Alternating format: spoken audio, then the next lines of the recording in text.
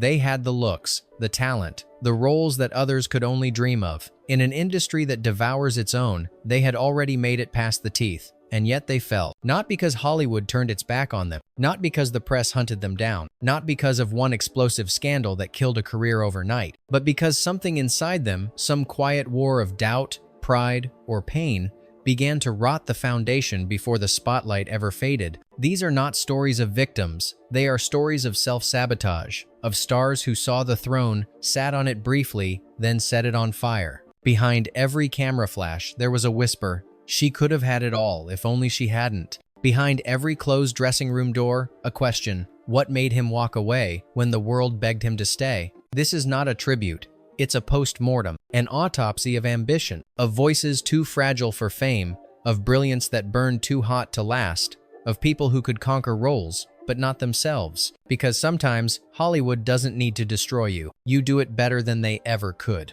Hasson. Montgomery Clift, the face that couldn't be forgiven. Montgomery Clift didn't fade away. He imploded slowly, painfully, and in full view of the world. By the late 1940 seconds, Clift was Hollywood's answer to Brando before Brando even arrived. With a face sculpted like tragedy and eyes that seemed permanently on the verge of apology, he redefined what it meant to be a leading man, vulnerable, wounded, devastatingly real. Films like A Place in the Sun and From Here to Eternity turned him into both icon and enigma. But behind that beauty was a man at war with himself, haunted by his sexuality, tortured by perfectionism, and consumed by self-loathing. Clift walked through fame like it was a sentence. He didn't chase publicity, he avoided it like a disease. He second-guessed every role, every line reading, every frame. Then came the crash. In 1956, a car accident disfigured the most recognizable face in Hollywood. His jaw was broken, his nose shattered. But the real damage wasn't physical, it was psychological. Clift couldn't forgive what he saw in the mirror, not because the face was ruined, but because it was no longer his. He kept acting, but the performances became ghostly. He was there, but not really. He was delivering lines, but never fully arrived. Studios didn't exile Clift. He stayed on the guest list. But emotionally, he had already left the party. Was it the accident that ended him or the guilt he carried long before the crash? #2. Judy Holliday. Brilliant, terrified, gone. Judy Holliday could outwit anyone in the room, she just didn't want them to know it. With her dizzy blonde persona perfected in Born Yesterday, she became the poster child for cute but clueless. Audiences loved her. Studios marketed her, and behind the scenes, she was memorizing entire screenplays in one sitting and carrying conversations in multiple languages. But Holliday didn't trust fame. She didn't trust success. Most of all, she didn't trust the world with her real self. Plagued by anxiety and a deep-rooted fear of being found out as too smart, too opinionated, or too complicated, Judy carefully crafted a mask she could hide behind. It worked, but it worked too well. The industry locked her inside the very box she had built. Then came the blacklist era. Though never proven to be a communist, her associations and silence were enough to land her under FBI scrutiny. Instead of fighting, she recoiled. She withdrew from the stage, from film, from opportunity. At a time when others clawed their way back, she folded quietly. By the time the spotlight was hers again, the hunger was gone. Or maybe the fear had won. She died young, just 43, from cancer. But in truth, her retreat began long before her body gave out. Holliday didn't self-destruct loudly. She simply backed away, step by step, until the curtain closed. Was she protecting her soul, or letting fear take the final bow for her? #3. Richard Harris, the poet who drowned in his own liquor. Richard Harris had the voice of a Shakespearean god and the soul of a street brawler. He could recite Yeats by heart, deliver Hamlet with thunder, and drink everyone under the table before the second act. In the 1960 seconds, Harris wasn't just a star, he was a force. Films like This Sporting Life and Camelot made him a romantic anti-hero, a rogue with depth, a rebel with something worth saying. He was Irish to the bone, charming, furious, and untamed. But Harris believed destruction was a kind of authenticity, sobriety, restraint, control. These were things for men who feared life, not for men like him. He chased chaos like it owed him something, and he drank. He drank through roles, through friendships, through decades. He insulted producers, missed flights, alienated directors. He turned down roles others would kill for, burned bridges others hadn't even crossed yet. By the time the 1980 seconds rolled around, Harris was a ghost of his former self, bloated, volatile, his genius buried under layers of scorn and scotch. His talent never left. It simply drowned under the weight of his own legend. He would make a late comeback briefly as Dumbledore in Harry Potter. But even then, the twinkle was dimmer, the fire more controlled. The Wildman had grown tired of the wilderness. Did he drink to become more alive, or because he knew he never truly was? #4. George C. Scott, the general who refused to march. George C. Scott had the presence of a battlefield, loud, commanding, impossible to ignore. His performance as General Patton didn't just win him the Academy Award, it engraved him into cinematic history as a titan of American masculinity. But George C. Scott hated the idea of being a legend. When the Academy gave him the Oscar in 1971, he refused it. Not as a stunt, not as a protest, but because he believed acting was not a competition and awards were meat parades. He called the entire process dehumanizing, grotesque. It wasn't false modesty, it was defiance. And it didn't stop there. Scott turned down roles that were too easy. He walked out of sets mid-production. He refused to play the game of press tours, studio dinners, or anything that smelled of celebrity culture. While other stars smoothed their rough edges to fit the mold, Scott sharpened his. He was a genius, but prickly. A commanding actor, but a difficult collaborator. And Hollywood, which once bowed before his authority, began to look elsewhere toward younger, more cooperative talent. His career never vanished, but it narrowed, not because of scandal, because of his own terms. Scott believed in the art, not the circus. But in rejecting the machine, he also rejected the platform that allowed his genius to shine. Was he preserving his dignity, or hiding from the very fame he knew would distort him? #5. Gene Tierney, too perfect to survive herself. Gene Tierney was the kind of beautiful that didn't seem real. On screen, she was flawless, icy, elegant, untouchable. In Laura and Leave Her to Heaven, she didn't just play the role of perfection, she embodied it. But perfection is a heavy costume to wear. And for Tierney, it was suffocating. Behind the surface was a woman unraveling. In the early 1940 seconds, while pregnant, Tierney made a public appearance to support the war effort. One fan, infected with rubella, broke quarantine to meet her. Tierney's child was born deaf, partially blind, and severely disabled. The guilt was instant and permanent. She kept working. She smiled. She posed. But something inside her began to crack. As the years passed, Tierney battled severe depression. She underwent multiple stays in psychiatric clinics. One of them involved shock therapy so extreme, she later claimed it robbed her of years of memory. Her image remained pristine. Her mind, however, did not. Hollywood didn't exile her. In fact, it kept calling. But Tierney increasingly stepped away, not in scandal, but in silent collapse. She returned briefly in the 1960 seconds.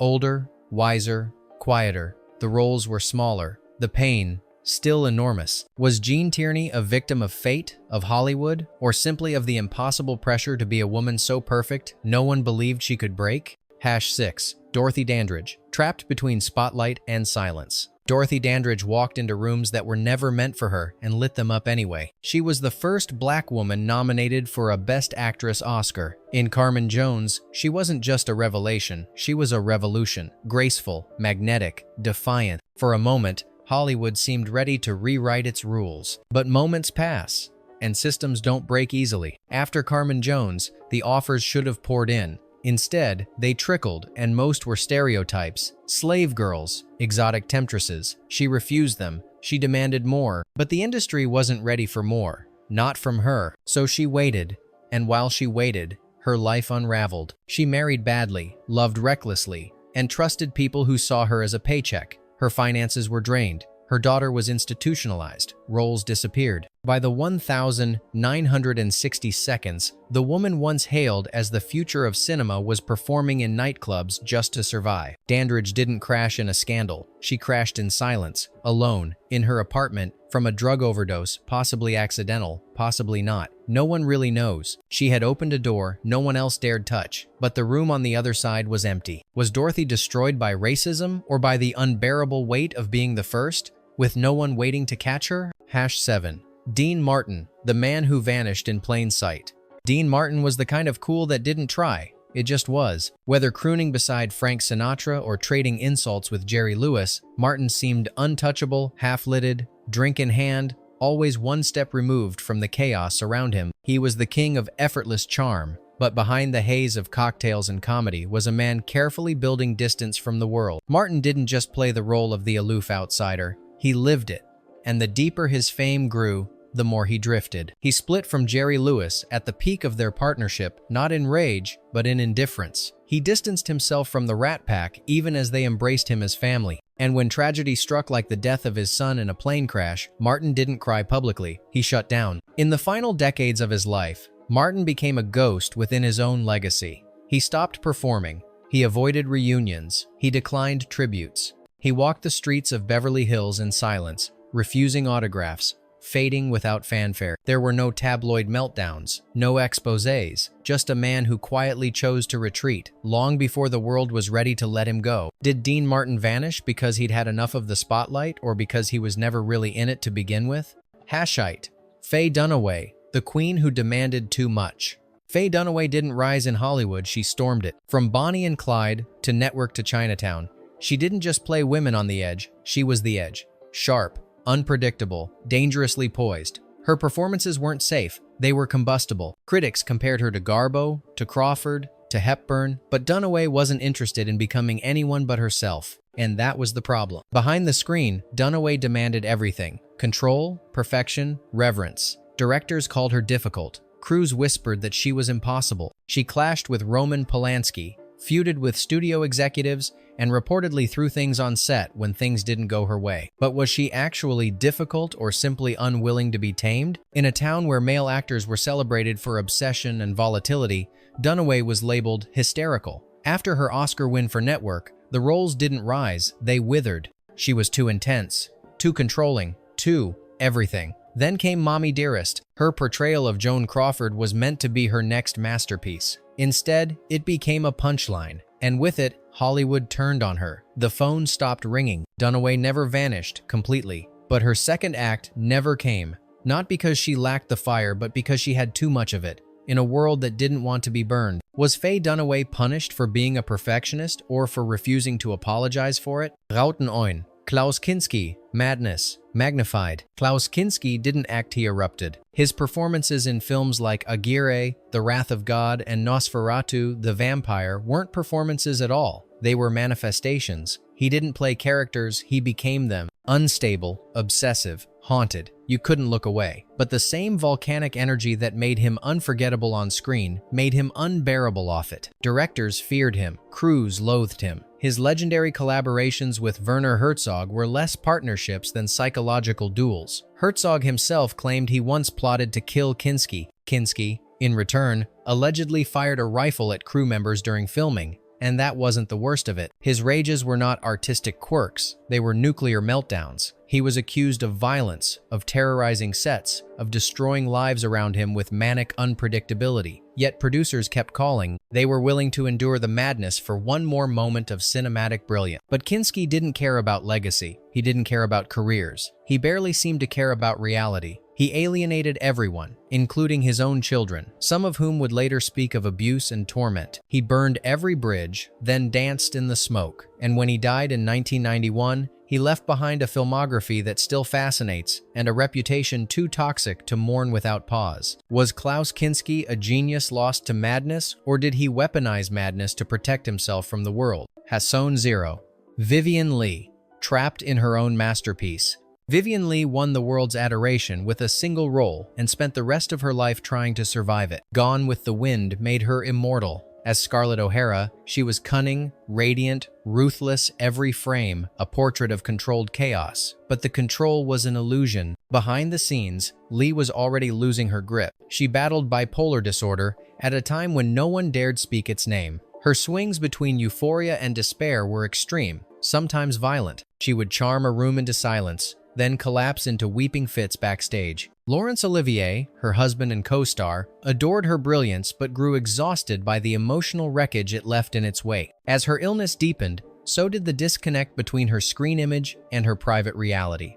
She was too volatile for certain roles, too delicate for others.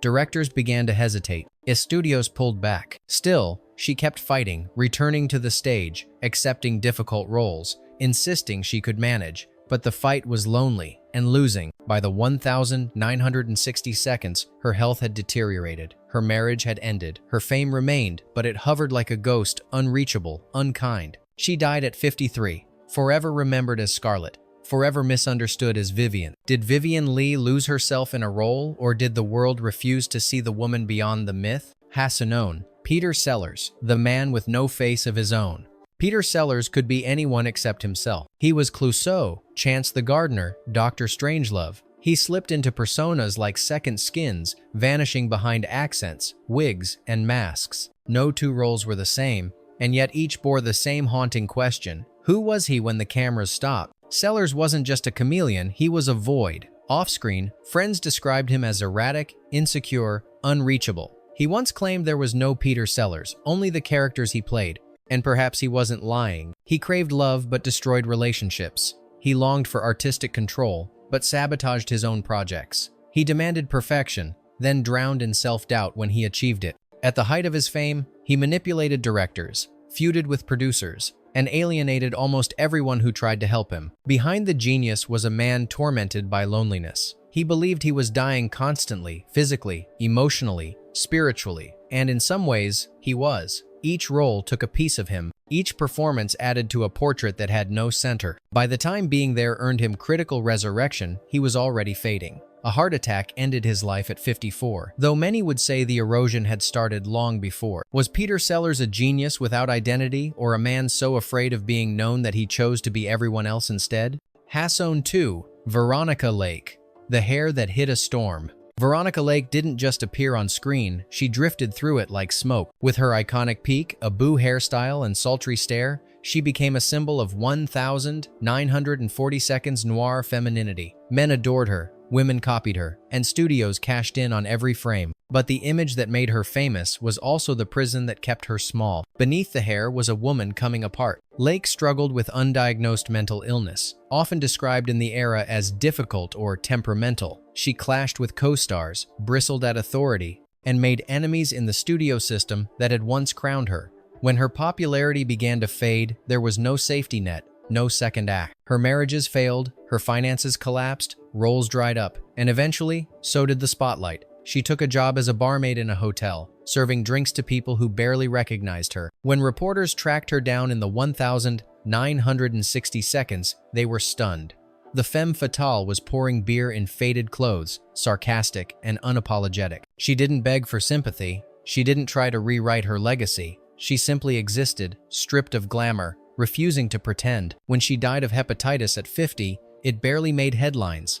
The world had already forgotten her, but her face, half hidden, half haunted, still lingers. Did Veronica Lake vanish because Hollywood discarded her, or because she was never willing to be what they demanded for long? Hassanon 3. Jean Seberg, the idealist who became the target. Jean Seberg was supposed to be America's answer to Joan of Arc, literally. At 17, she was plucked from obscurity to play the saint in Otto Preminger's Saint Joan. But instead of launching a legend, the film nearly destroyed her. Critics tore her apart. Audiences winced. Seberg, barely out of high school, was humiliated on a global stage. She could have faded right then, but she didn't. She crossed the Atlantic, reinvented herself in French cinema, and became the cool, radiant face of the French New Wave. Breathless turned her into a symbol of modern rebellion. And yet, Seberg remained restlessly political, fiercely idealistic. She didn't want to just act, she wanted to matter. That's what made her dangerous. In the late 1,960 seconds, she supported civil rights groups in the US, including the Black Panthers. That alone was enough to make her a target.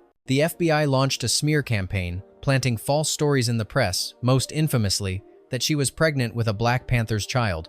The rumor devastated her. The baby died. And something inside Seberg broke for good. She battled paranoia, depression, and a sense that she was being watched because she was. Her career suffered. Her trust in people evaporated. In 1979, she was found dead in her car. Overdose, suicide, surveillance clippings still in the glove box. Did Jean Seberg destroy herself, or did the machinery of fear do it for her? Hassanon 4. John Barrymore, the tragedy behind the talent. Before there was Brando, before there was Olivier, there was John Barrymore. He was the original American acting royalty, possessing the kind of stage presence that could silence a theater and the kind of face that made early cinema camera lenses fall in love. Dubbed the Great Profile, Barrymore conquered both Broadway and Hollywood with ease, but what he couldn't conquer was himself. Behind the bravado was a man terrified of fading, a man addicted to brilliance and to the bottle. Barrymore drank like he was trying to forget something no one else could see. As his fame soared, so did the chaos. He arrived on sets drunk. He slurred through scenes. He forgot lines he once delivered with thunderous command. The myth of his genius endured even as the evidence began to crumble. And still, he joked about it, turning his decline into performance art. He was the great has-been before anyone coined the phrase. Friends called him tragic. Barrymore called himself irrelevant. By the end, his name carried more weight than his body. He died in 1942, penniless and wrecked. Some say his drinking was a symptom. Others say it was the cause. But maybe John Barrymore knew the truth, that when the world worships your talent more than your soul, it's only a matter of time before you drink to forget the difference. Was Barrymore undone by excess or by the fear that his best self was always a performance? Hasson 4. John Barrymore, the tragedy behind the talent. Before there was Brando, before there was Olivier, there was John Barrymore. He was the original American acting royalty, possessing the kind of stage presence that could silence a theater and the kind of face that made early cinema camera lenses fall in love. Dubbed the Great Profile, Barrymore conquered both Broadway and Hollywood with ease. But what he couldn't conquer was himself. Behind the bravado was a man terrified of fading, a man addicted to brilliance and to the bottle. Barrymore drank like he was trying to forget something no one else could see. As his fame soared, so did the chaos. He arrived on sets drunk. He slurred through scenes. He forgot lines he once delivered with thunderous command. The myth of his genius endured even as the evidence began to crumble. And still, he joked about it, turning his decline into performance art. He was the great has-been before anyone coined the phrase. Friends called him tragic. Barrymore called himself irrelevant. By the end, his name carried more weight than his body. He died in 1942, penniless and wrecked. Some say his drinking was a symptom, others say it was the cause. But maybe John Barrymore knew the truth, that when the world worships your talent more than your soul, it's only a matter of time before you drink to forget the difference. Was Barrymore undone by excess or by the fear that his best self was always a performance? Hashonix, Shelley Duvall, the woman who couldn't escape the frame. Shelley Duvall had the kind of presence that didn't just fill the screen, it made it uneasy. Awkward, ethereal, almost otherworldly, she wasn't the Hollywood norm. And that's what made her unforgettable. Robert Altman saw it, Stanley Kubrick demanded it, and the world watched her in The Shining, unraveling in real time. But what the audience didn't see or didn't want to confront was that Duvall wasn't acting. During the months-long shoot, Kubrick subjected her to psychological pressure so extreme that her hair began falling out. He isolated her from the cast, ordered over 100 takes of emotionally draining scenes, and dismissed her pain as performance prep. The result was iconic. The cost was permanent. Duvall never fully recovered. She continued to work, but something had shifted. Her performances became more erratic. Her spark, once odd and magnetic, seemed dimmed. By the late 90 seconds, she had all but vanished from Hollywood. Interviews stopped. Offers dried up. Rumors spread. Years later, she reappeared in a televised interview that drew criticism for its voyeuristic tone. The woman on screen seemed lost, fragile, broken, and suddenly, the world that had once praised her vulnerability on camera had to confront the consequences of exploiting it. She wasn't just a quirky actress, she was a casualty. Did Shelley Duvall walk away from Hollywood, or did Hollywood strip her bare and leave her nowhere else to go? Hasson 7. Shia LaBeouf, too aware to survive the spotlight. Shia LaBeouf didn't stumble into fame, he sprinted into it, wild-eyed and defiant. From Disney Channel stardom to box office blockbusters like Transformers, he was Hollywood's strange golden boy, raw, reactive, irresistible. But Shia didn't fit the mold. He studied performance art, quoted Bukowski, and treated fame like a science experiment he hated being part of. He called acting the most dishonest thing you can do. Then he built a career on doing it honestly. LaBeouf didn't just self-sabotage, he did it with intention. He wore a paper bag on his head at premieres, screamed at police, got arrested, made apology videos that were more performance than penitence. He turned his trauma into theater, and then dared the world to look away. But underneath the provocations was a man visibly in pain. He spoke of childhood abuse, of deep-seated rage, of never being enough. Directors praised his intensity, but few could handle his volatility. Collaborators came and went, lawsuits followed. So did admissions of emotional abuse, addiction, and spirals of shame. Yet even in chaos, LaBeouf kept creating, writing, directing, acting in indie films that blurred the line between therapy and self-destruction. His talent was never the question. The real question was whether his inner war would ever pause long enough for him to find peace. Is Shia LaBeouf an artist unraveling in public, or a man too smart, too wounded, and too restless to stay safely within the system? Hasson 8. Mickey Rourke, the star who fought himself first. Mickey Rourke didn't just have talent, he had danger. In the 1,980 seconds, he was poised to become the next great American actor. With Diner, Rumblefish, and 9.5 Weeks, Rourke delivered performances that were electric, unpredictable, and intensely human. He wasn't just acting, he was bearing something raw, something few others dared touch. But Mickey didn't want to be a movie star. He wanted to be a fighter literally and figuratively. As his fame climbed, so did his refusal to play by the rules. He insulted producers, walked out on roles, and trashed his own performances in the press. Then, at the peak of his career, he left Hollywood altogether to become a professional boxer. It wasn't a phase, it was self-erasure. The boxing ring didn't just batter his body, it mangled his face. A few years later, when Rourke tried to return to acting, he was almost unrecognizable. The surgeries didn't help, the roles dried up, and the world that once saw a smoldering icon now saw a cautionary tale. Then came The Wrestler, a comeback so powerful it felt biblical. But even that couldn't hold him for long. Old patterns returned, so did the fights. And Rourke remains what he's always been: brilliant, broken, and unrepentantly himself. Did Mickey Rourke throw away his career, or did he destroy it before someone else could? Hasson, River Phoenix, the flame that knew it was burning out. River Phoenix wasn't built for Hollywood. He was too fragile, too principled, too awake. From Stand By Me to My Own Private Idaho, he delivered performances that felt lived in, never acted. He didn't chase fame, he tried to dodge it. A vegan environmentalist who hated interviews, he treated acting like a burden and a responsibility. His roles weren't about ego, they were about truth. But truth carries weight, and Phoenix carried too much. He grew up too fast. The pressure to support his family, to stay morally uncompromised in an industry built on compromise, it hollowed him. While the world projected sainthood onto his image, he privately struggled with addiction, insomnia, and an identity splintered by expectations. He didn't party for pleasure, he used to numb, to escape, to breathe in a system that never let him exhale. On the 31st of October 1993, he collapsed outside the Viper Room in Los Angeles. His brother Joaquin called 911. He was 23. The autopsy confirmed what most already suspected: heroin, cocaine, Valium, a toxic cocktail that silenced a voice meant to echo for decades. River Phoenix didn't crash and burn.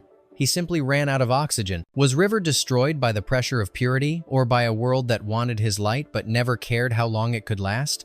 #20. Lindsay Lohan, the modern tragedy in real time. Lindsay Lohan didn't grow into fame, she was born inside of it. By the time she was 10, she had already modeled for Calvin Klein and appeared in dozens of commercials. The Parent Trap made her a star. Mean Girls made her a cultural icon. She wasn't just talented, she was electric, natural, effortless. And then she unraveled. But not in private. Not behind closed doors. Lohan's fall was televised, photographed, memed, dissected, DUIs, rehab, courtrooms, mugshots. She became the punchline to her own cautionary tale. The industry didn't just turn on her, it documented her downfall like it was part of the script. And yet, behind the headlines was a girl raised by chaos, an exploitative family, fame before identity, a system that handed her adoration before she learned how to process rejection. She wasn't spoiled, she was shaped by a spotlight that never blinked. Every time she tried to return through music, film, reality shows, she was met not with curiosity, but with ridicule,